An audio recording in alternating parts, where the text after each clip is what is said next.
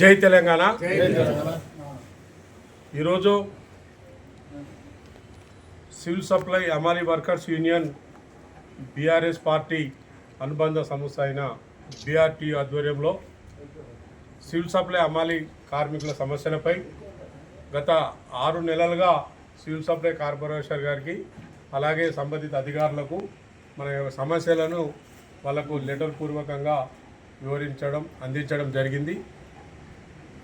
దాదాపు 5 నెలల తర్వాత కమిషనర్ గారు స్పందించి యూనియన్లని పిలిపించి సివిల్ సప్లై ఆఫీస్లో కమిషనర్ శ్రీ స్టీఫెన్ రవీంద్ర గారి ఆధ్వర్యంలో సంబంధిత అధికారుల సమక్షంలో అమలు సమస్యల మీద చర్చలు జరిగినాయి.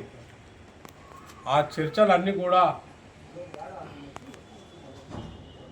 సంపూర్ణంగా కమిషనర్ గారు అర్థం చేసుకొని అన్ని సమస్యలపై కూడా సానుకూలంగా స్పందించి మా యొక్క డిమాండ్లు ఒప్పుకున్నందుకు మా యొక్క సమస్యలని తీర్చుతా అని చెప్పేసి ప్రామిస్ చేసినందుకు సివిల్ సప్లై అమాలి కార్మికుల పక్షాన శ్రీ స్టీఫెన్ రవీంద్ర గారికి మేము కృతజ్ఞతలు తెలియజేస్తూ ఉన్నాం. దానితో పాటు బీఆర్ఎస్ పార్టీ అనుబంధ సంస్థ బీఆర్టీయు ఆధ్వర్యంలో మా బీఆర్ఎస్ పార్టీ కార్యనిర్వాహక అధ్యక్షులు శ్రీ కేటీఆర్ గారు ఎప్పటికప్పుడు కార్మిక నాయకులని ప్రతి నెల వాళ్ళతోటి మీటింగ్ చేస్తూ ఎక్కడ ఏ సమస్య ఉన్నా ఆ సమస్య మీద తక్షణమే స్పందించి ఆ సమస్యలకు మీరు నిలబడి ఆ సమస్యలు పరిష్కారమయ్యేంత వరకు పోరాడాలని చెప్పి ఆయన ఏదైతే దిశానిర్దేశం చేశాడో దాన్ని మేము తీసుకొని అదేవిధంగా మా సమస్యల మీద కూడా నేను నిలబడి వారి యొక్క సమస్యలను ఎప్పటికప్పుడు కమిషనర్ దృష్టికి తీసుకుపోవడం జరిగింది. ఇంత బూస్టింగ్ ఇచ్చి ఇన్ని సమస్యలను కూడా ముందుకుండి పరిష్కరించే విధంగా మమ్మల్ని భుజం తట్టి ప్రోత్సహించినటువంటి మా బీఆర్ఎస్ పార్టీ కార్యనిర్వాహక అధ్యక్షులు శ్రీ కేటీఆర్ గారికి, అలాగే మన బీఆర్ఎస్ పార్టీ సీనియర్ నాయకులు మాజీ మంత్రివర్యులు మా కార్మికుల నాయకులు అయినటువంటి శ్రీ తన్నీర్ హరీష్ రావు గారికి, అలాగే మాకు ఎప్పుడూ వెన్నుదండగానే ఉంటూ బీఆర్టీ రాష్ట్ర అధ్యక్షులు హోదాలో అన్ని సంఘాలని కడుపులో పెట్టుకొని చూసుకొని మాకు ఎప్పటికప్పుడు సలహాలు సూచనలు అందిస్తున్నటువంటి మా బీఆర్టీ రాష్ట్ర అధ్యక్షులు శ్రీ రాంబాబు యాదవ్ గారికి, అలాగే మా ఉప్పల్ నియోజకవర్గ ఎమ్మెల్యే శ్రీ బండారు లక్ష్మారెడ్డి గారు కూడా ఇక్కడ ఉన్న సమస్యలని తన కార్మికులందరినీ కూడా హక్కున చేర్చుకొని ఏ సమస్య ఉన్నా మీకు నేనున్నా, మీరు పోరాడితే మీతోటి కానప్పుడు నేను వచ్చి మీ సమస్యలు పరిష్కారం ఇచ్చేందుకు నా వంతు సహాయ సహకారాలు అందిస్తా అని చెప్పి మా భుజం తట్టి ప్రోత్సహిస్తున్నటువంటి శ్రీ బండారు లక్ష్మారెడ్డి గారు కూడా మా యూనియన్ పక్షాన మేము కృతజ్ఞతలు ధన్యవాదాలు తెలియజేస్తూ ఉన్నాం.